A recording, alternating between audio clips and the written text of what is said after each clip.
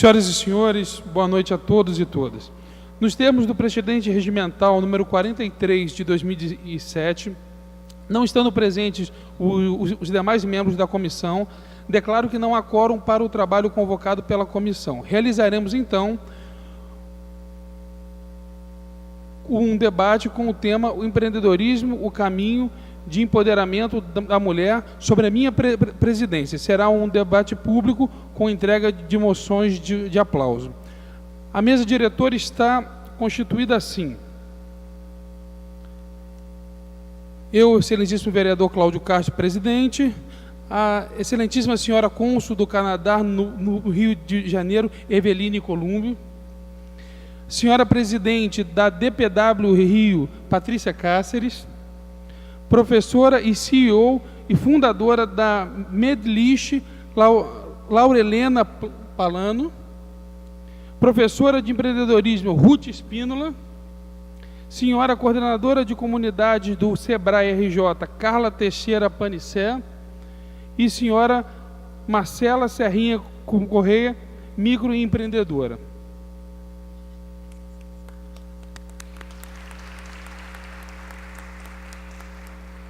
Queria registrar a presença com muito carinho do meu amigo, ex-juiz federal, ex-defensor público, Wilson Witzel, que se faz presente juntamente com a sua esposa, Helena Witzel. Muito obrigado pela presença.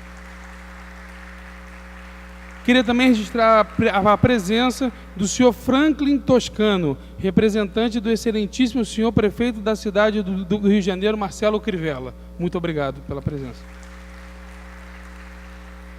A senhora Elanese Elbey, o senhor Elanese Elbey, ministro conselheiro e chefe da representação diplomática da Argélia no Rio de Janeiro. Muito obrigado pela presença. Registro também com muito carinho a presença da minha esposa, Analine Castro. Muito obrigado por você ter vindo.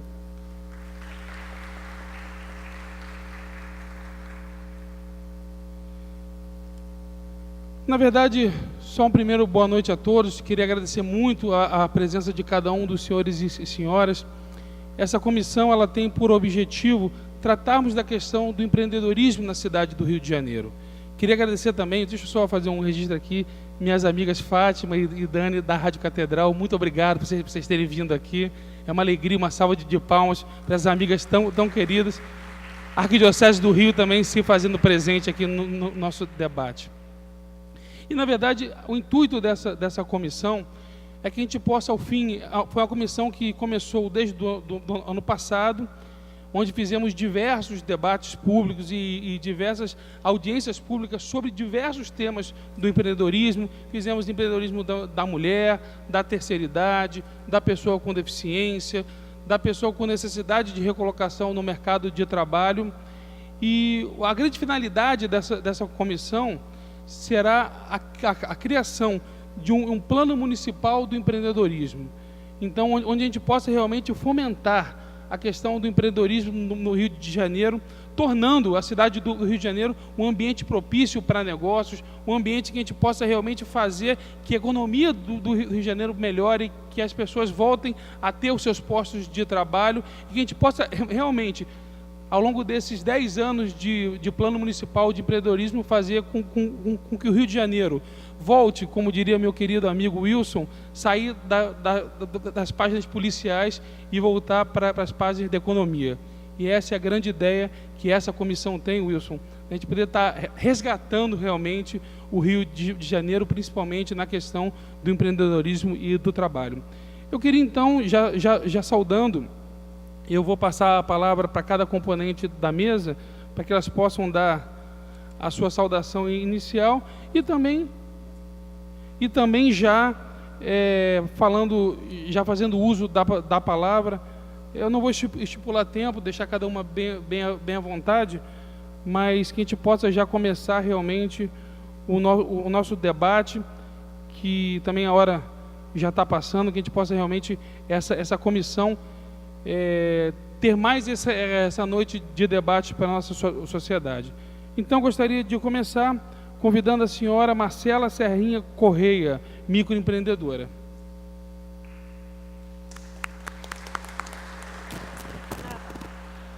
Olá, boa noite a todos. Boa noite.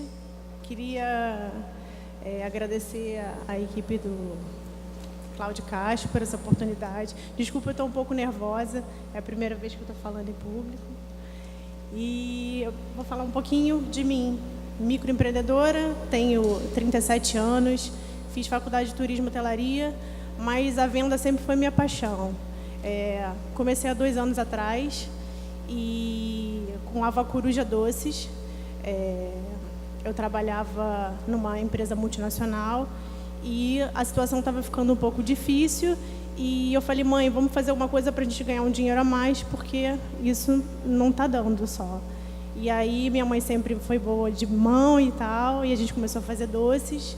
E como eu tinha uma rota, que eu fazia Ipanema Leblon, e eu conhecia muita gente, eu comecei a levar doces e vender para o pessoal que ficava lá. Até meus clientes da multinacional compravam também, até que a gente tomou a decisão de eu largar tudo e seguir o meu trabalho, o nosso trabalho, né? E hoje somos uma microempresa, abrimos um MEI. Eu montei uma rota e cada dia da semana eu visito um cliente, para não ficar aquela coisa também de todo dia vendo a mesma pessoa e tal. E hoje estamos aí. Não me arrependo, estou muito feliz. E é isso. Obrigada.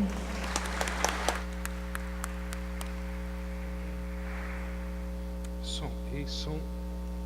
Deixa eu falar daqui porque eu vou ficar em pé. Gente, só um pequeno comentário, né? Eu conheci a Marcela aqui na Câmara, né? Os bolos dela são a coisa mais deliciosa que tem.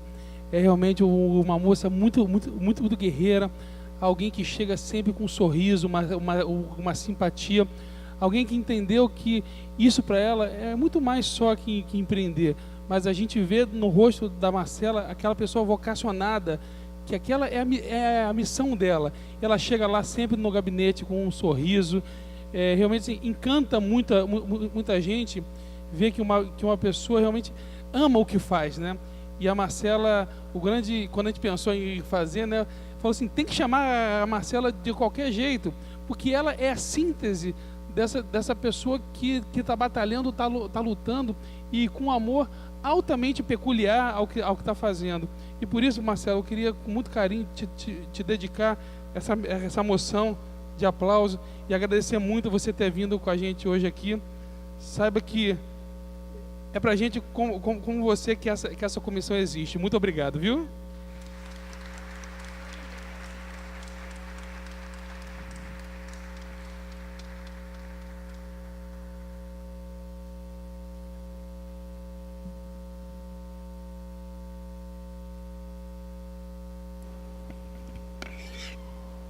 Queria convidar, então, para que fizesse uso da palavra, a senhora coordenadora de comunidade do Sebrae RJ, Carla Teixeira Panicé.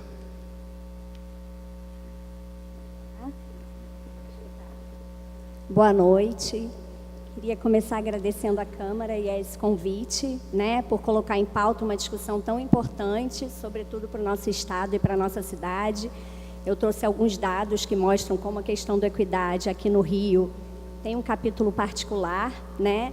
Agradecer aos colegas da mesa e a vocês que estão aqui e dizer que eu trouxe diversos dados para a gente discutir em cima. Talvez não dê para a gente perpassar todos eles, mas a apresentação está disponível.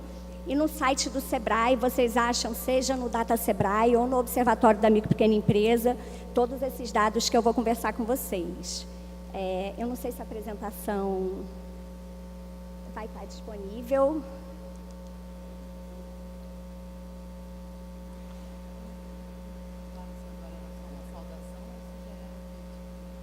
Eu acho que é.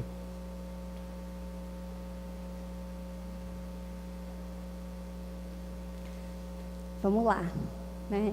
Então, para a gente conversar aqui rapidamente sobre as mulheres empreendedoras no Brasil, a gente trouxe essa foto para trazer uma discussão que quem traz é o Jorge Caldeira, na História da Riqueza, que mostra como os pequenos negócios, desde que o Brasil é colônia, são fundamentais na nossa economia, né? Então, mais do que uma economia de grandes latifúndios, a gente fala de uma economia onde os pequenos negócios são fundamentais.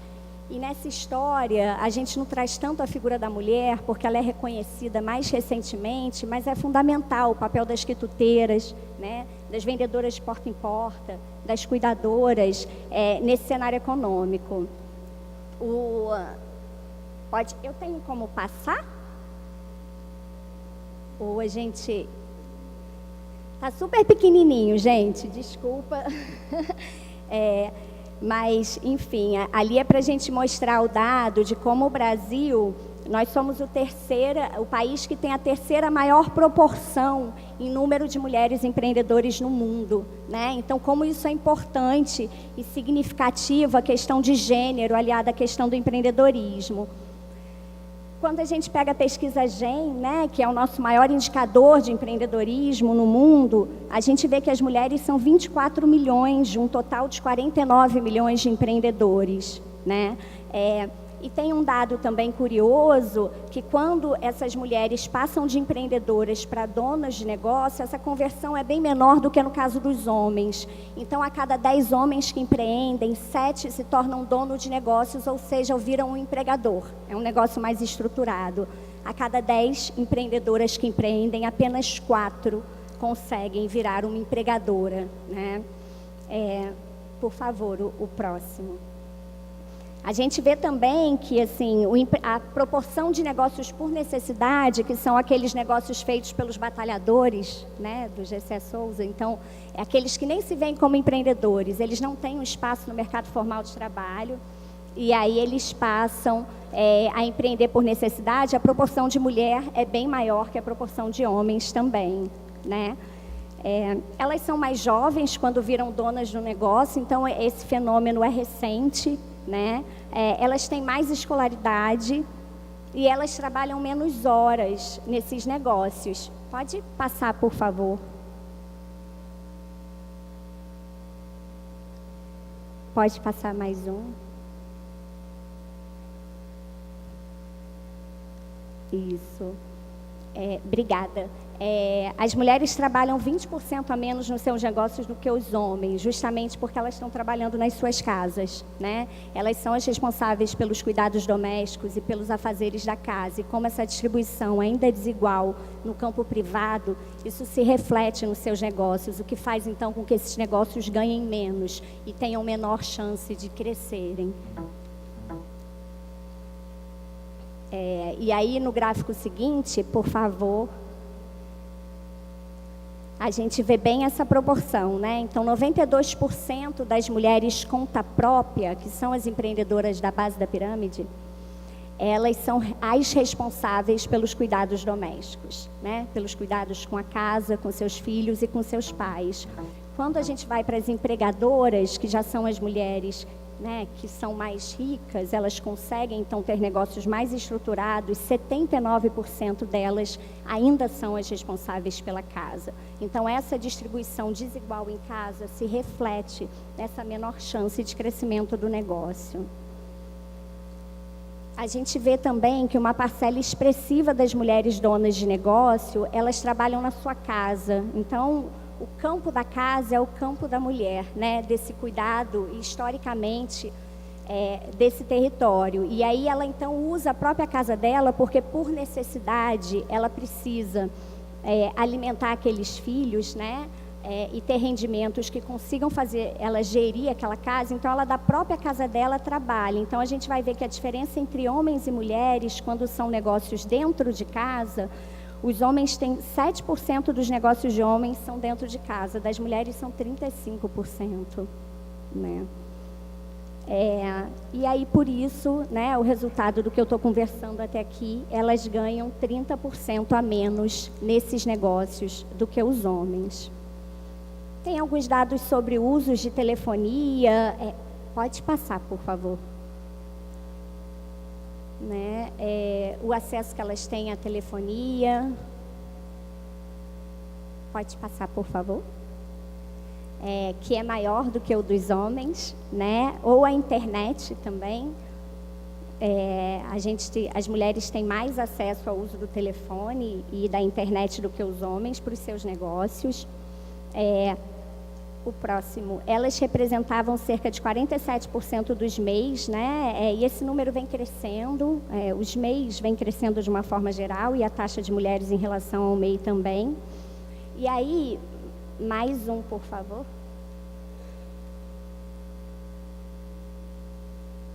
Pode passar, por favor. Quando a gente vê a remuneração média dos MEIs, MEI é o microempreendedor individual, né? Aquele empreendedor que na maior parte trabalha sozinho, ele pode ter até um empregado, mas isso não representa nem 5% dos MEIs, e ele tem um faturamento até 81 mil, né, anual. Então, quando a gente olha a remuneração média dos MEIs, a gente vai ver que no Brasil a diferença entre a remuneração da mulher e do homem é de 4,8%, né? O homem ganha 4,8% a mais. Na região sudeste é de 3%. No estado do Rio de Janeiro é de 17% essa diferença, né? Então, existe uma questão a ser trabalhada em relação a gênero importante. E aí, quando a gente vai ver no nosso estado por que essas mulheres elas começam a abrir um negócio, a gente vai ver que tem um dado interessante, que é uma busca por independência. Então, quando a gente olha o motivo para a abertura do negócio ser a busca pela independência, 42% das mulheres abrem o negócio buscando independência, enquanto 30% dos homens o fazem, né? Precisando de uma fonte de renda é o principal, né? Então, 37% das mulheres abrem o negócio porque precisam de renda, que são os empreendedores de necessidade, ou seja, não são aqueles que vislumbraram uma oportunidade a partir de uma análise de mercado, mas ele não tem espaço no mercado formal de trabalho e ele começa, então, a empreender, né? Outra busca importante e que reforça a importância da política do MEI é justamente os benefícios do INSS, né? Quando o empreendedor se torna MEI, a contribuição dele, uma parte é ISS, uma parte é ICMS, a grande parte é a Previdência. Então, as mulheres passam a ter licença maternidade garantida, né? Então, isso é muito importante para as empreendedoras que a gente tem acesso. A taxa mensal do MEI é cerca de R$60, né? Depende do município. Mas aqui no Rio é R$58. As atividades mais comuns entre as empregadoras, né, são os serviços de alimentação. Então, isso é uma extensão do que as mulheres aprenderam a fazer durante toda a sua vida, e elas ofertam serviços, então, com esses saberes e conhecimento. O comércio de moda, os tratamentos de beleza e os serviços de saúde, os cuidados, né, são as atividades mais comuns das empregadoras. Quando a gente passa para as conta própria, a gente tem uma parcela maior dos serviços de beleza do que dos serviços de cuidado. Mas ainda estão no rol da tarefa, né, e do papel que sempre foi dado à mulher. Tem uma questão também interessante sobre a relação das mulheres empreendedoras com os empréstimos e com crédito. Então, a proporção das empresas de mulheres que tomam empréstimos nos bancos é menor do que a proporção de empresas de homens, né? E o valor médio desses empréstimos também é menor quando é a mulher. E o que é curioso nisso é que a nossa taxa de inadimplência é menor do que a dos homens, né? Na política de microcrédito, enfim, diversos estudos foi feito, e é um lugar comum dizer que a política é orientada à mulher, porque ela sedimenta recursos no território, né? Então, a gente sabe que quando o microcrédito é concedido à mulher, ela gasta no seu entorno, e isso gera toda uma política de desenvolvimento local. Então, mesmo a gente tendo uma inadimplência menor, a nossa taxa de juros paga é maior, porque a gente tem mais dificuldades de acesso a garantias, né? Então, esse é um outro desafio a ser enfrentado. O nível de informatização da gente é próximo ao dos homens. A gente tende, nesse campo da necessidade, né, desses empreendedores que fazem seus controles ainda nos cadernos, a gente anota mais, né? Isso nos leva a acreditar que a gente se organiza melhor em relação às nossas questões financeiras no caderninho, né? Depois disso, eu trago um resumo dos dados, e que eu acho que não vale a pena a gente falar, para a gente poder discutir. Por favor, pode passar a apresentação. E, por favor, mais uma. E aqui alguns exemplos do que o SEBRAE tem feito a partir desse cenário todo, né? Então, o que o SEBRAE no Rio de Janeiro tem feito para trabalhar a questão de gênero e empreendedorismo? Então, a gente tem um projeto de gastronomia nas comunidades, né, em que a gente trabalha justamente essa potência empreendedora feminina, entendendo que no campo do empreendedorismo e da vulnerabilidade, a questão da assistência e dos direitos humanos tem que andar junto com a questão da gestão dos negócios, né? Então, a gente tem que falar sobre os direitos da mulher, a gente tem que falar sobre gestão de tempo e sobre violência doméstica, para que a gente, a partir daí, consiga, a partir dos negócios e do empreendedorismo, ter um campo de realização que diminua essas vulnerabilidades, né? Então, a gente faz isso através do projeto de gastronomia, do projeto de moda afro, que é o seguinte. Pode passar, por favor. O de moda afro, a gente fez uma pesquisa e identificou que no campo do afroempreendedorismo, né, era o setor de moda em que a gente tinha na cidade do Rio de Janeiro o maior número de empreendedores, e daí foi feito um projeto para a gente conseguir unir a cultura à geração de negócios, né? E o projeto está acontecendo, a gente tem diversos resultados em relação à geração de negócios, aumento de faturamento desses negócios e de empoderamento desses empreendedores negros.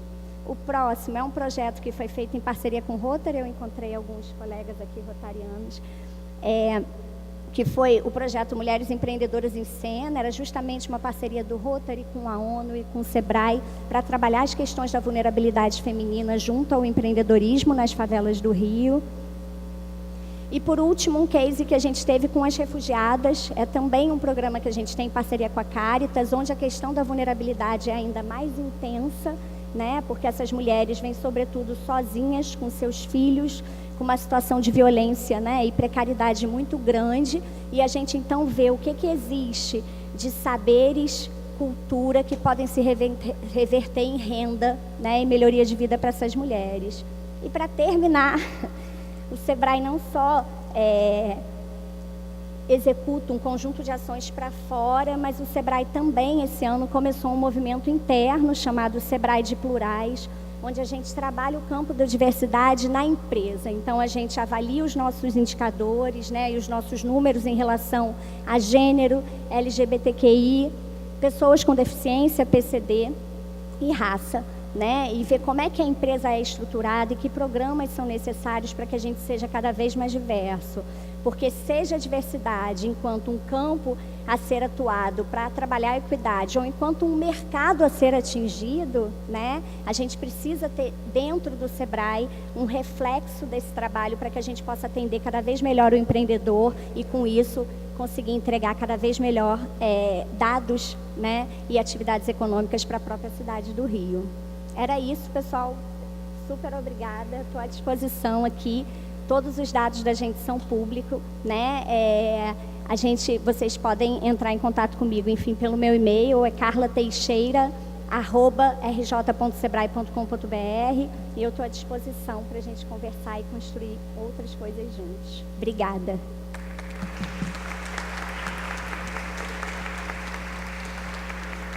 Olha, Carla, eu queria te falar uma coisa. Você, hoje aqui, é a síntese do apoio que o SEBRAE tem dado a essa comissão. Parceiro desde a confecção das ideias. O César veio aqui na primeira audiência, ele fez questão de vir pessoalmente. Ele disse que é o superintendente do SEBRAE. Ele disse que não poderia vir em todas, mas garantiu que sempre teria uma representação do SEBRAE aqui. Então, mostra realmente essa vocação de vocês para estar ajudando os outros. Então, muito obrigado. Eu também queria te presentear com uma moção de aplauso. Muito obrigado pela sua presença.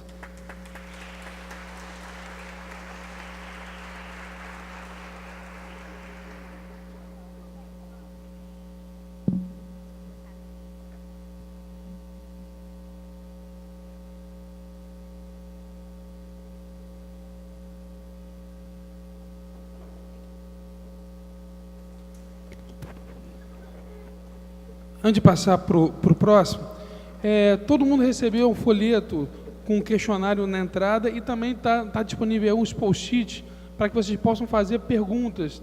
Em todas as mesas tem, quem não tiver, o pessoal da assessoria está aí, entreguem para eles, para a Érica, para a Heloísa, para o Igor, façam perguntas que depois a gente vai estar, além, lógico, das inscrições que estão abertas, para quem quiser fazer. Também são sugestões para a lei, o que vocês quiserem contribuir. Esse espaço é realmente um espaço democrático e de debate e que todos possam colaborar. Dando continuidade, queria passar a palavra para a professora de empreendedorismo, Ruth Espínola.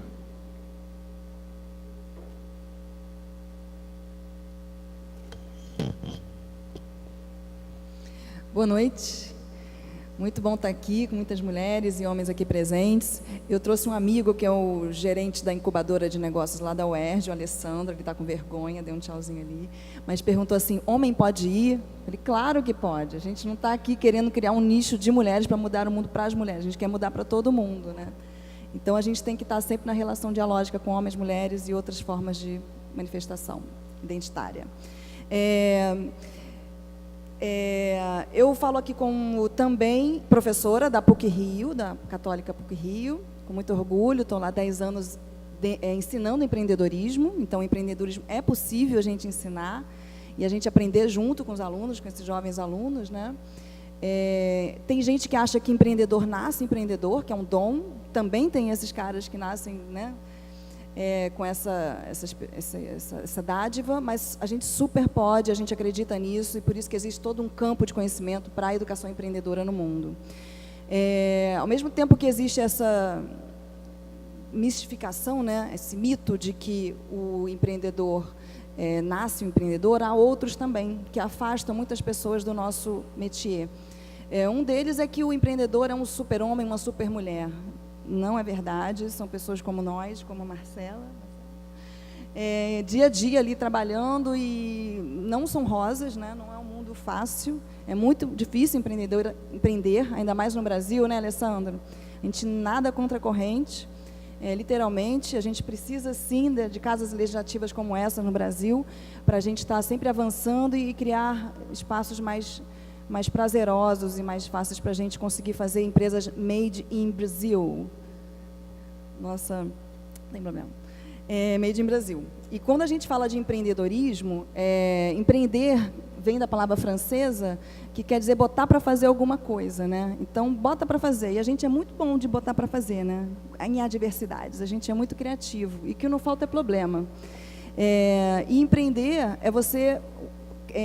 se botar para fazer, mas com risco. Tem riscos, né? Sabendo que tem riscos. Sabedores dos riscos, a gente tem que saber minimizar esse risco e ir com mais cautela.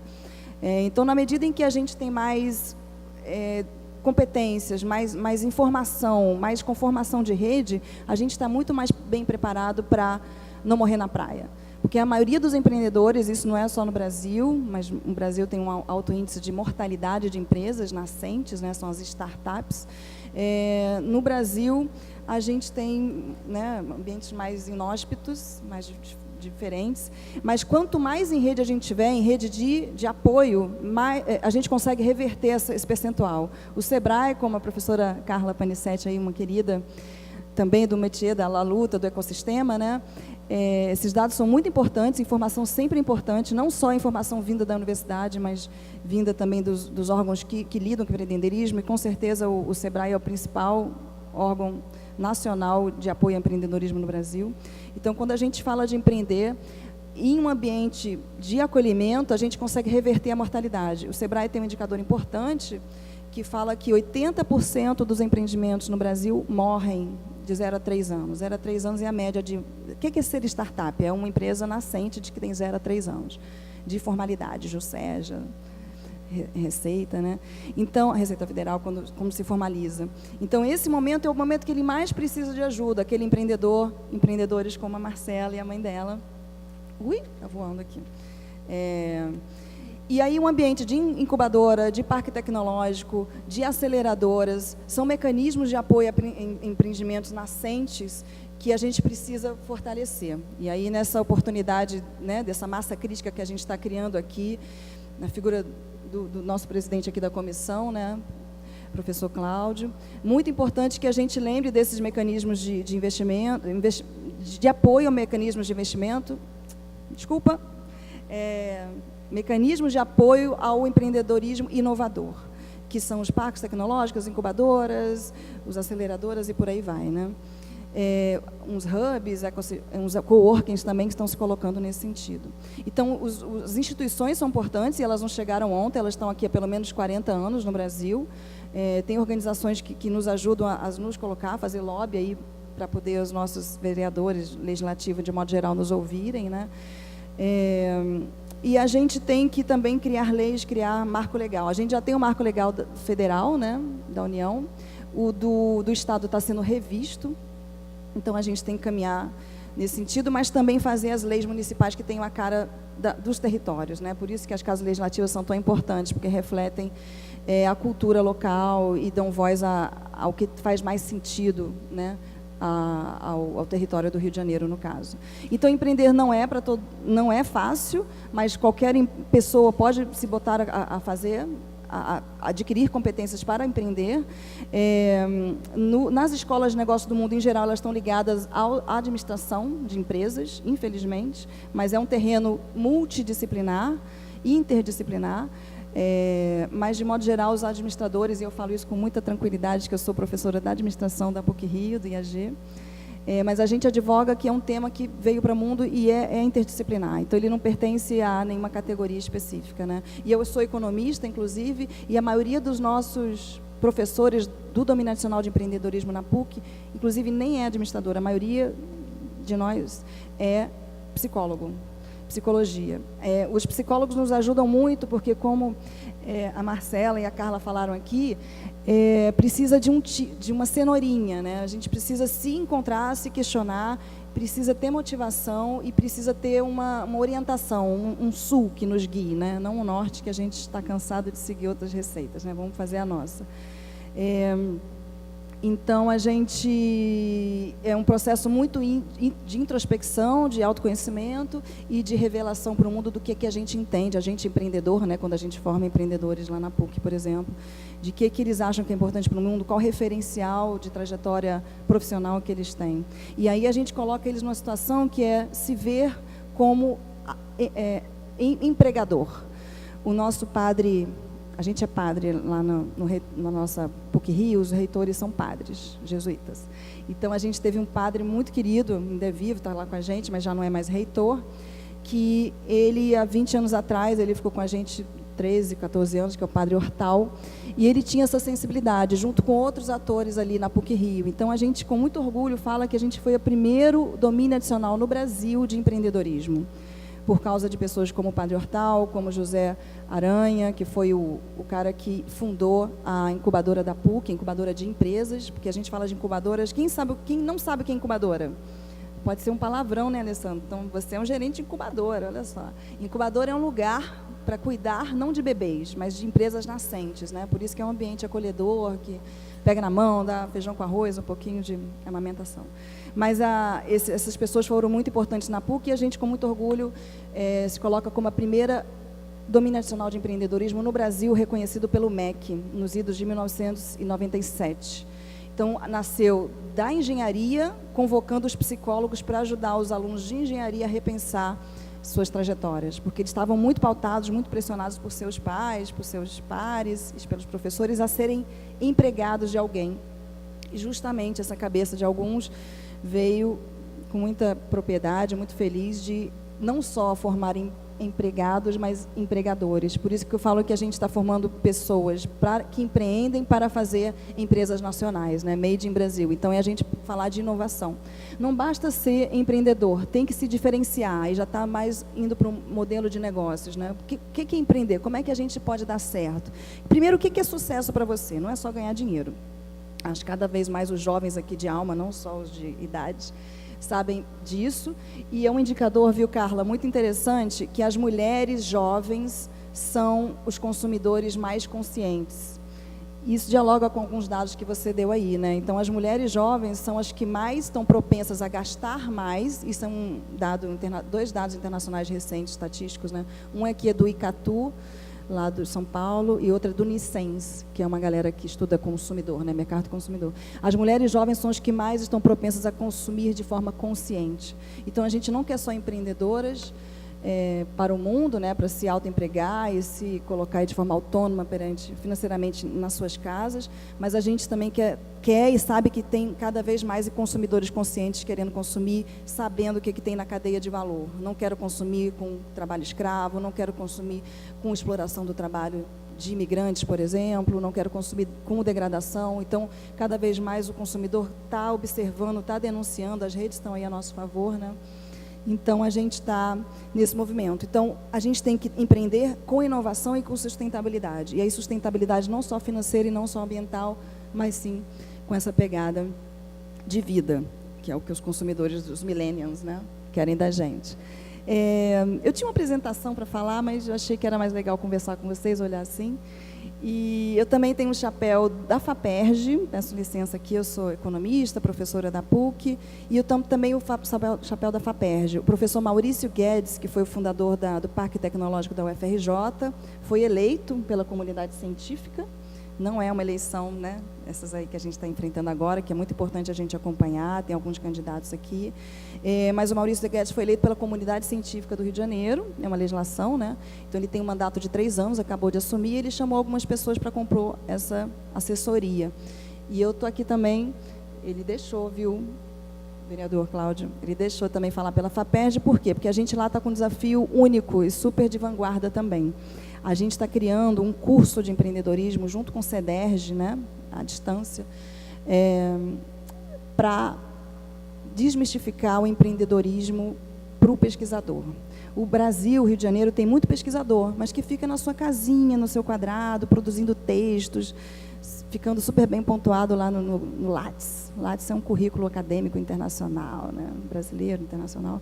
Só que ele pensa muito em produção científica, mas não tecnológica. E a gente lá na assessoria da direção do professor Maurício Guedes, da tecnologia, a gente quer fazer com que esse professor não tenha a sua agenda sequestrada pelo mercado. A gente só quer que ele continue estudando, descobrindo inovação científica, inclusive, principalmente, mas que ele pense de forma diferente, que ele tenha uma mindset, né, uma forma de pensar diferenciada que possa ajudar a resolver problema do Rio de Janeiro, do Brasil e por aí vai. Então, se a gente consegue orientar, não sequestrar a agenda, mas orientar que as pesquisas também tenham esse olhar mais abrangente, é muito importante. Então, esse curso que a gente está fazendo, ainda em forma de concepção, estamos falando com várias pessoas aí no Brasil, para ajudar a gente está fazendo esse curso para chamar os pesquisadores dos laboratórios deles e falarem, vamos ver se isso aí, de repente, dá uma empresa. Tudo bem, você está produzindo para a área de petróleo, um robozinho lá para ver se está vazando. Ótimo, a Petrobras vai adorar, a ANP está financiando muito bem. Mas será que tem alguma aplicação para cinema, para medicina, para habitação? Com certeza tem. E aí tem mecanismos, tem formas da gente ser disruptivo. E aí manda para a gente lá, manda para os designers, né? O Alessandro é designer. A gente tem modos de fazer com que aquilo que foi feito para lá, que a gente possa explorar outras possibilidades. E aí tem metodologia para isso e a gente está disponível. Obrigada, boa noite.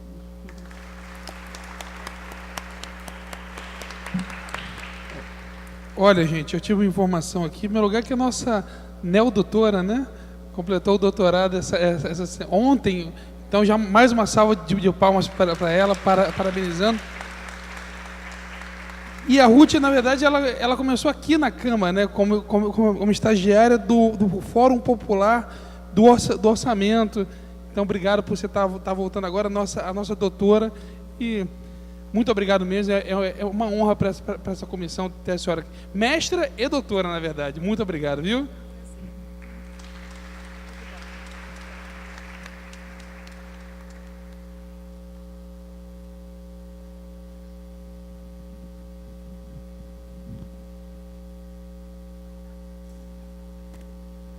Dando seguimento, passo a palavra para a professora, CEO e fundadora da Medlist, Laura Helena Palhano. Boa noite a todos e a todas. Boa noite, vereador Cláudio Castro. Obrigada pelo convite, a oportunidade de estar aqui com vocês essa noite. E fazendo um mix das participações das minhas colegas que me antecederam, começando pela Marcela, eu quero dar um testemunho a vocês e também, literalmente, do testemunho da Marcela e compartilhar com a Ruth a questão das mulheres na ciência. Também tive a oportunidade aí de estar concluindo o doutorado ano passado, então a gente tem aí um papel bastante importante na academia também, de estar trazendo para a vida prática as questões estudadas dentro dos ambiente universitário, né? Para começar, eu queria contar para vocês que eu nasci numa família muito grande, muito humilde em Curitiba. Sou egressa aqui de Curitiba desde 2002. E numa família muito de cuidadores, muito agregadora, muito cuidadora. E fui criada para ser dona de casa, com todo o carinho e amor que se pode ter para isso.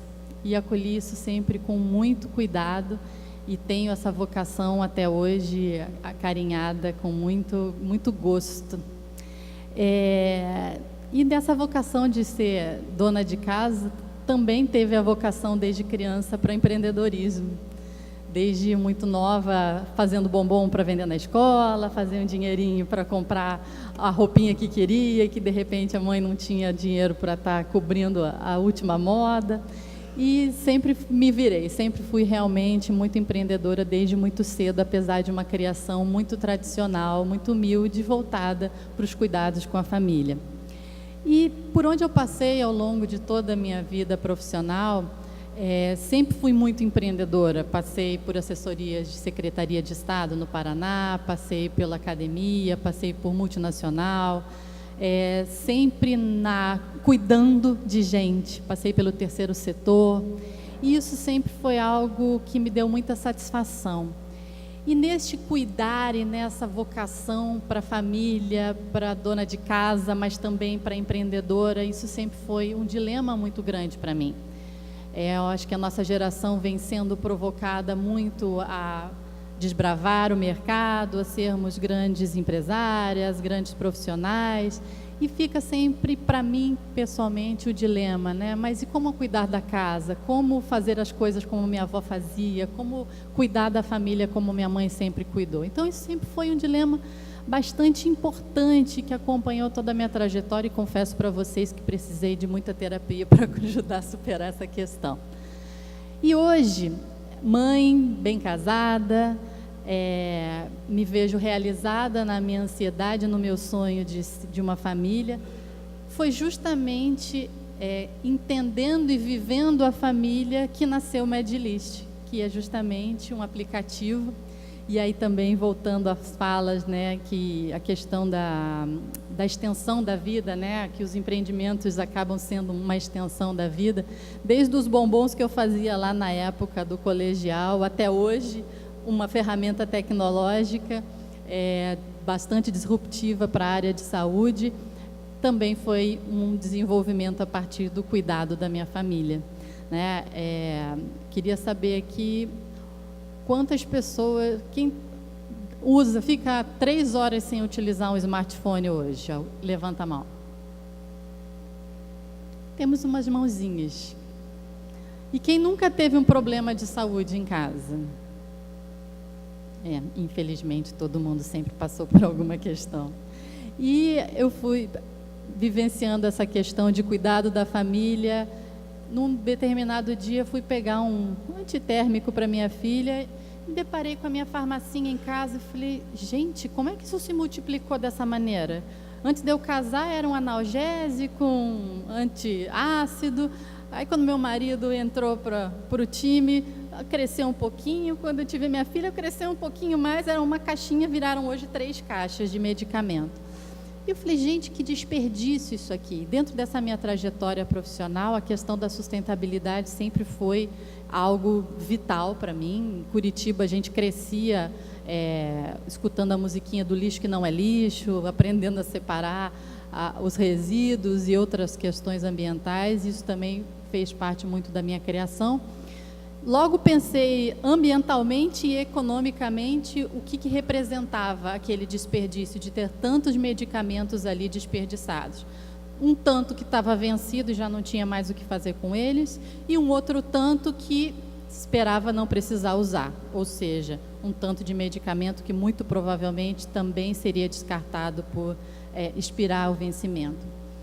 E foi justamente nesse momento, cuidando da minha família, eu falei, nossa, hoje em dia já tem ferramenta para ajudar a gente a organizar tanta coisa, há de ter um aplicativo que me ajude a saber o que eu tenho em casa, o que vai vencer e quantidade, né?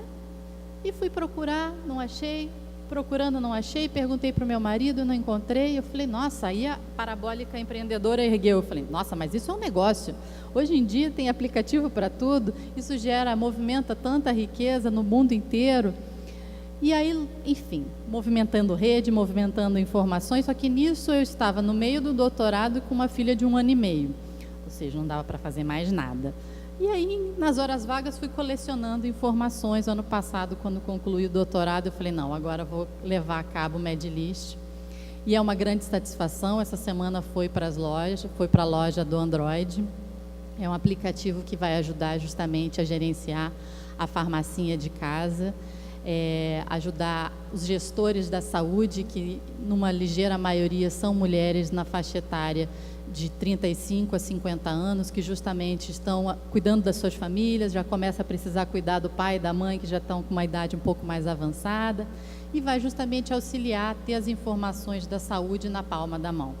Então, exercendo os cuidados da família, exercendo o conhecimento de casa, eu pude desenvolver uma ferramenta tecnológica justamente apoiada a muitas parcerias que me ajudaram a chegar aqui, desde colegas de doutorado, farmacêuticos, e aí eu brinco que eu fui cuidada na vida inteira, que Deus me permitiu ser tutelada até aqui para criar isso, porque desde o cuidado que a minha avó tinha de nos ensinar a plantar alface, as ervinhas dela, camomila, e cuidar da saúde da família a partir dos cuidados tradicionais, né? Até algumas enfermidades que eu tive ao longo da minha vida, que precisei de cuidados médicos. Então, eu tenho alguns médicos de escola que me acompanham, cuidados com os meus pais, que infelizmente também recentemente tiveram uma série de problemas de saúde. Então eu pude vivenciar na pele vários momentos do que é uma família precisando cuidar dos seus. E a importância de você ter essas informações à mão. Então eu tenho hoje a grande satisfação de estar trazendo à sociedade uma startup social, que a gente chama de uma social startup, que é justamente que ele tem é uma empresa, sim, mas tem um propósito social, de levar ajuda, de levar apoio aos cuidados na família. Então, essa é um pouquinho da minha história que eu tinha para compartilhar com vocês hoje. Espero ter todos como usuários do Medlist. Ainda estamos em início de operação, como eu falei para vocês, foi lançado essa semana, então quem entrar lá na loja do Android vai poder ver que ele está em desenvolvimento. Adorarei receber colaborações de sugestões, desde os bugs que vão dar, e quebrou, parou, e esse aplicativo não é bom. Por favor, tenham compaixão e compreendam que nós estamos em final de desenvolvimento. Então, todas as sugestões são super bem-vindas e espero que isso possa ajudar vocês e dar ajuda nesse cuidado na família, que é realmente o propósito de ter nascido essa empresa. Obrigada. Sabe, Laura Helena, é muito legal quando tiver um exemplo, né? Mulher, mãe, filha, mestra, doutora e empreendedora, mostrar realmente essas diversas faces que a mulher tem, né? E isso é encantador, a gente vê que uma coisa não afasta a outra, né? Que a pessoa realmente só basta ter força de vontade, lutar por aquilo que quer e que acredita, e você chega lá. Então, muito obrigado mesmo pela sua presença, que Deus abençoe.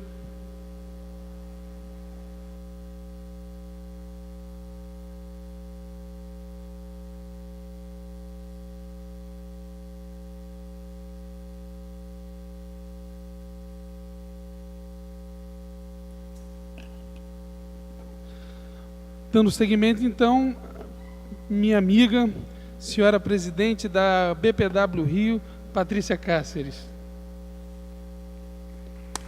Obrigada. Como é que está aqui esse som?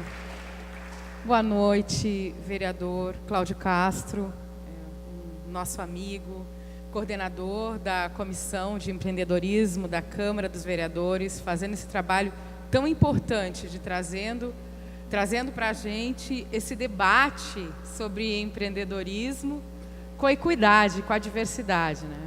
Com o empoderamento da mulher. Nessa casa de poder, Cláudio Castro tem um trabalho com diversidade, sim, com jovens, com portadores de deficiência, com empreendedorismo. Ele levanta várias bandeiras, é uma pessoa de uma grande inteligência espiritual também, e é um cantor maravilhoso, para quem não sabe, canta.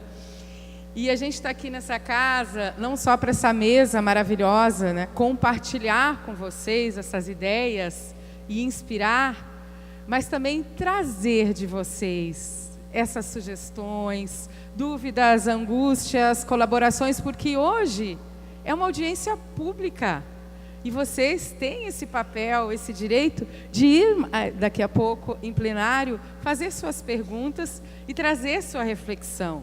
Isso é muito